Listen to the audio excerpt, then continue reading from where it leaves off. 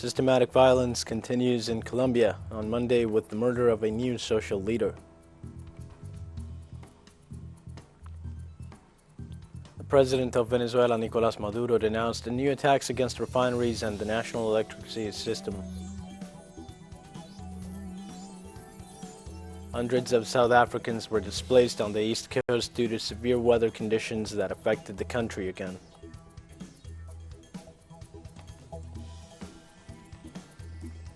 Hi, this is From the South. I am your news anchor, Diego Martin, from the Telesur studios in Havana. We begin with the news. Systematic violence continues in Colombia on Monday with the murder of a new social leader. The Institute for Development and Peace Studies in Colombia reported the murder of Juan Felipe Fernández Bustamante in the municipality of Anorí, department of Antioquia. Bustamante was a recognized political leader and a current alderman for the Radical Change Party. The Institute also reported that 77 social leaders and human rights defenders have been assassinated throughout the country so far this year.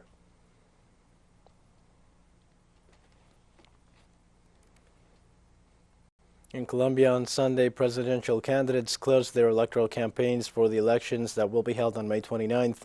The candidate for the Pacto Histórico coalition and so far favorite in the polls, Gustavo Petro, closed his campaign on Sunday with his vice presidential candidate, Francia Márquez, in a huge rally in the historic Plaza Simón Bolívar in Bogotá. For his part, candidate Federico Gutiérrez from the city of Medellín put an end to his electoral campaign in a public act from where he demanded transparency in the elections of next May 29th. In the same note, the candidate, Rodolfo Hernández, ended his campaign in an atypical way, connecting via Zoom to give a speech to his followers who were in the main park of Piedecuesta in Santander.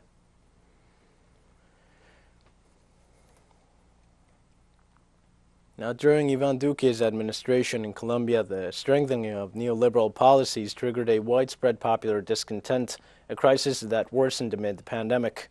Therefore, the streets became the alternative for demonstrating dissatisfaction with a government that disregarded citizens' demands and whose response was repression. Our correspondent Hernan Tovar gives us the details. Gareth Steven Sella, 25 years old, remembers how on February 24, 2021, during a demonstration in the main streets of Bogotá, and as a member of the frontline Blue Shields, he was hit by a rubber bullet fired by an agent of the mobile anti-disturbances squadron of a national police, resulting in the loss of sight in his left eye. I went out with a shield to take care of people because the state simply failed, and there's no democracy that guarantees us the right to protest. I went out with that intention, and I remember a very violent response from the state, from the mobile anti-disturbances squadron, and an arbitrary desire to affect my life in a lethal way until they shot me. I survived, but I lost the vision of my left eye. The first social mobilizations in Duque's 4-year term took place in 2019, motivated by the discontent of a large portion of the population against neoliberal policies. Voicing that unrest took the life of Dylan Cruz, a young high school student murdered by the mobile anti-disturbance squadron, a dynamic that decreased during the pandemic but did not disappear, nor did the police brutality that left 13 people murdered while protesting. It is a police force that has committed many human rights violations systematically. Let's say repeatedly, over some time. That is what we believe in civil society. There is no doubt. This is something that has unfortunately characterized these 4 governments of Iván Duque. That has been going on for a long time, but that intensified during these 4 years. Amid the restrictions imposed by the pandemic, a social unrest developed all over the country against neoliberal policies and violence. Indigenous people, farmers, students and workers mobilized and took to the streets and highways of the country. The city of Cali, in the department of Valle del Cauca, became the epicenter of the resistance. There, not only did the police act against those who mobilized, but also armed civilians took part in the repression and human rights violations. The city went under military control, and the demonstrators were singled out and stigmatized with the consent of the government. If you want a future for Colombia, if you truly have a conscience, please sit down and listen to the people's demands. The people who supported you and those who are supporting you will not always be there. The death of many innocent people will remain on your conscience and in your presidency. During the 2021 protests that occurred from April 28 to July 15, and according to non-governmental organizations, there were 84 murders committed in various departments of the country. 44 allegedly committed by the police, 96 victims with injuries to their eyes, 32 homicides in the hands of police, 7 of the cases of firearms shooting by the police, and 2 due to gas inhalation. In this context, opposition congressman summoned the Minister of Defense to a vote of no confidence. However, legislators allied with the government did not approve it.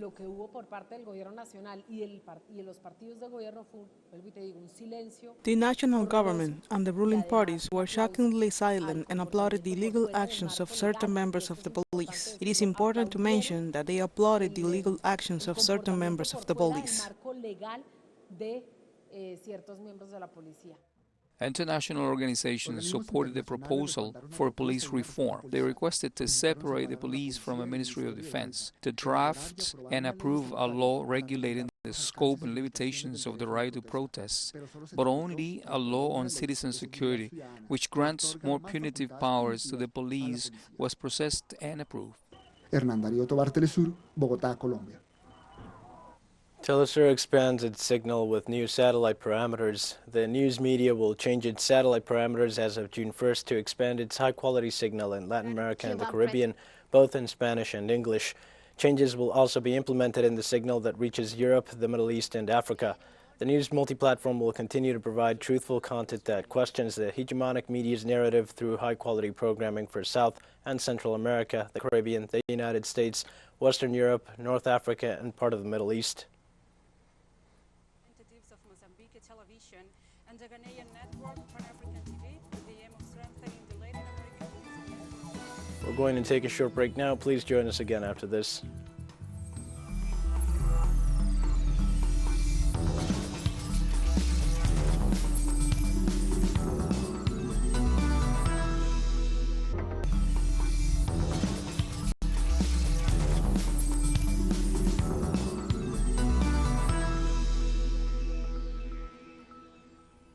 And welcome back to From the South. The president of Venezuela, Nicolás Maduro, denounced new attacks against refineries and the national electrical system. The executive warned that these events are part of the plans of the government of Iván Duque to destabilize the country. During a meeting with the PSUV national leadership and regional and local executive authorities, President Maduro accused the government of Colombia of being behind the attack on the Paraguayan refinery complex of the PDVSA State Oil Company in the Falcón state, as well as against the Palito refinery and the Guri hydroelectric complex registered in the last 72 hours. The head of state pointed out that the sectors of the Venezuelan right orchestrate terrorist actions under the guidelines of President Iván Duque of Colombia.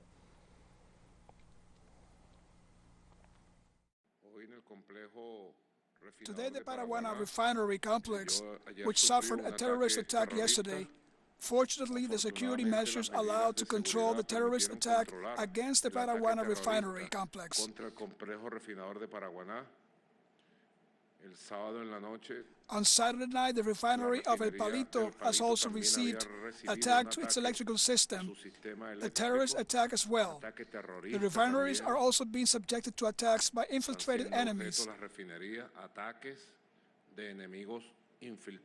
hidden enemies to harm our refinery complexes, to harm our people.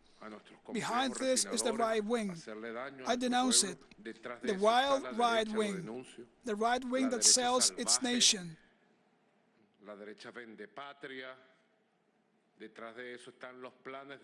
Behind this are the plans of Iván Duque, who is crazy and wounded, spreading his hate against Venezuela.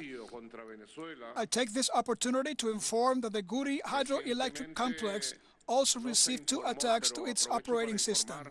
También el complejo hidroeléctrico del Guri recibió 2 ataques. President Nicolás Maduro also reiterated the importance of the strategic lines in the plan for the new era that will mark the new performance of the state. Las 6 líneas estratégicas para la nueva época. The 6 strategic lines for the new era. The first strategic line, the economy. growth, diversification, our own effort, our own profit. In second place, social issue, social protection, social security, progress, wage recovery, socialist missions, the great missions. In third place, the right to the city. Las 6 líneas estratégicas que estamos hablando. En tercer lugar, the right to an ecological environment and public services, exemplary functioning of public services. In fourth place, socialism in the territorial area, people's power, the renovation of the communal councils, the construction of the communes, the protagonism of the street leaders, la construcción de las comunas, el protagonismo de los jefes y jefas de calle, comunidad, VC, el poder popular, la democracia revolucionaria. Community, the people's power, the everyday revolutionary democracy. In fifth place, the new world geopolitics and the exercise of national sovereignty of peace. And in sixth place, the revolution of justice and the reimpulse of the quadrants of peace at the highest level. Y el reimpulso de los cuadrantes de paz. In Venezuela, an international colloquium for the bicentennial celebration of the Battle of Pichincha is being held with the participation of international guests and members of the History, Memory and Heritage Network. The meeting, which takes place at the Municipal Theater of Caracas, aims to promote the awareness of the Latin American peoples in the middle of geopolitical changes in the continent. The colloquium seeks to commemorate the independence battle that took place on May 24, 1822, on the slopes of the Pichincha volcano in Quito, where for the first time forces from Guayaquil, Bolivia and Chile participated together with the Venezuelans, a key episode in the liberation campaign of the South against the Spanish Empire. The opening of the activity, which will last until May 24th, was attended by the Venezuelan Foreign Minister Carlos Faria and also by the Minister of Defense Vladimir Padrino Lopez, who in his speech emphasized the importance of the union between brotherly peoples.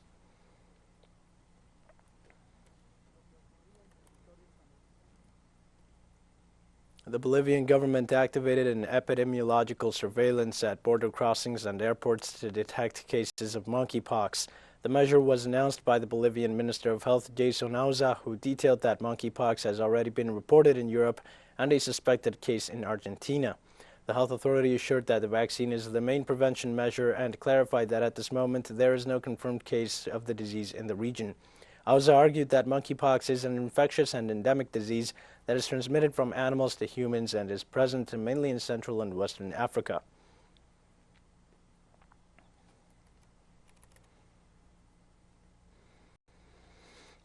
Peru's Comptroller General's office reports that Vice President Dina Boluarte incurred in an alleged constitutional violation. The office said that Vice President Boluarte, who is also responsible for the Ministry of Development and Social Inclusion, has incurred in a violation after intervening in the management of the private association Club Departamental Apurimac. Controller's office added that Boluarte violated Article 126 of the Constitution, which establishes that ministers cannot be managers of their own private interests or those of third parties, nor intervene in the management of private companies and associations. The VP said that she asked for a license from the Departmental Association of the Apurimac Club and the Association of Departmental Clubs of Peru, so she ruled out having violated the Constitution.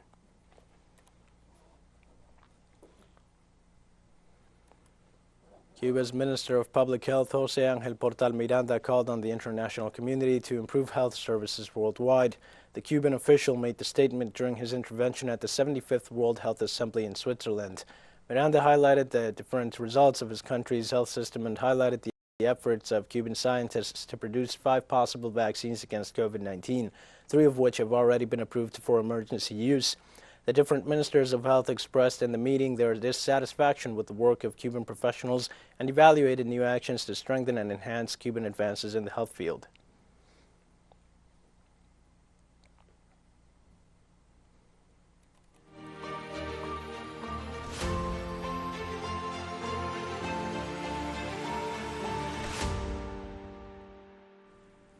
On Monday, over 13,000 people, including nearly 1,000 children, were evacuated to Russia from the Donbass, said the head of Russia's National Defense Management Center, Mikhail Mizintsev. He added that since the beginning of the Russian military operation in Ukraine, a total of 1,426,979 people, including 238,329 children, were evacuated. In addition, the officials said that since March 2nd, Russia held more than 1,000 humanitarian actions in Ukraine and delivered to the population almost 22,000 tons of basic products. Mizintsev specified that the residents of Kherson Oblast received 50 tons of humanitarian aid.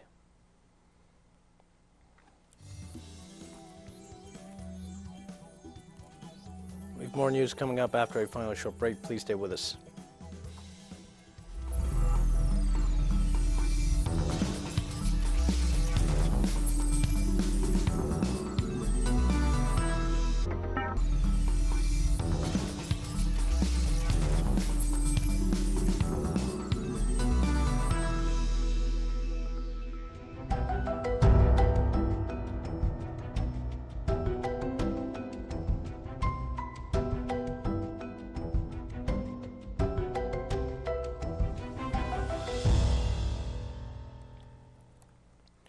And welcome back. Hundreds of South Africans have been displaced on the East Coast on Sunday due to severe weather conditions affecting again the African nation. No casualties have so far been reported, but there has been widespread destruction, mainly in the metropolitan area of Durban, capital of KwaZulu-Natal province. The city is yet to recover from a deadly flood which claimed the lives of at least 435 and left 54 people missing. South Africa's President Cyril Ramaphosa declared a state of national disaster for last month's floods, which have been declared the worst disaster ever recorded in the country.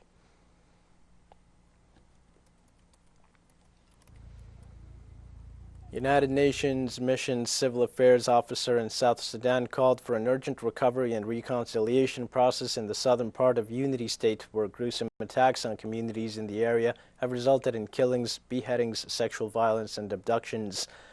Hundreds of thousands of residents in different parts of South Sudan's Unity States have fled attacks in which up to 155 people are believed to have been killed. Between February and April 2022, 23 children have been reported killed in the attacks, together with 138 incidents of sexual violence and the abduction of 26 women and children.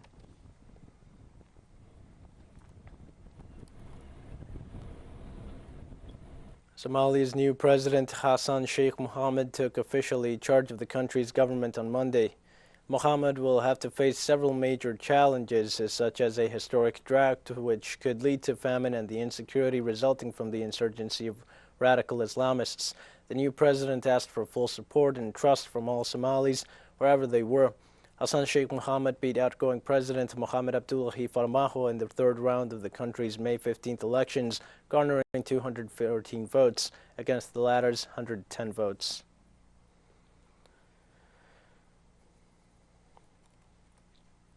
The special representative of the Secretary General in Somalia, James Swan, told the Security Council that the conclusion of the electoral process last week was a major milestone for the country and urged Somali leaders to move beyond the prolonged political contest to focus on urgent national priorities. President Mohamed Abdullahi Mohamed Farmajo graciously conceded and congratulated and extended support to his successor. The new president was immediately sworn in, and the outcome has been fully accepted. As this council has noted repeatedly, Madam President, it is past time for Somali leaders to move beyond the prolonged political contest to focus on urgent national priorities. The United Nations High Commissioner for Refugees, Filippo Grandi, is in Bangladesh for a 5-day visit to discuss the needs of Rohingya refugees and support for the country that hosted them in 2017. More than 700,000 Rohingya women, men, and children fled to Bangladesh to save their lives, joining thousands of others who had fled in previous years. The government of Bangladesh has generously hosted Rohingya refugees for decades, supported by the international community, as global displacement continues to rise. A 2022 joint response plan for the Rohingya humanitarian crisis seeks to support approximately 1.4 million people, including Rohingya refugees in Cox's Bazar and Bhasanchar, and around 540,000 Bangladeshis in neighboring communities. Bangladesh currently hosts over 900,000 Rohingya refugees.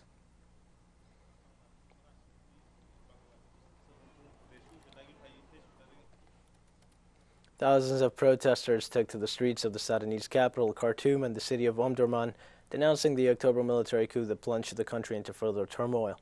The latest demonstration is another in a long string of protests following the coup which derailed the country's transition to democratic rule.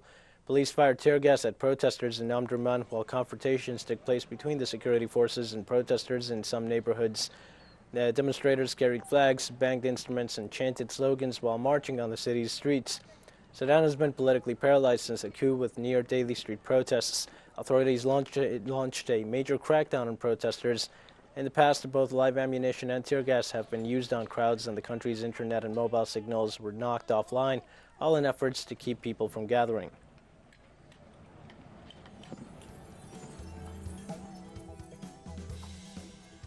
We've come to the end of this news brief. Remember, you can find these and many other stories on our website at Tell Us English. You can also join us on social media for all the latest news. We're on Facebook, Twitter, Instagram, and Telegram. For Tell Us English, I'm Dio Martin. Thank you for watching.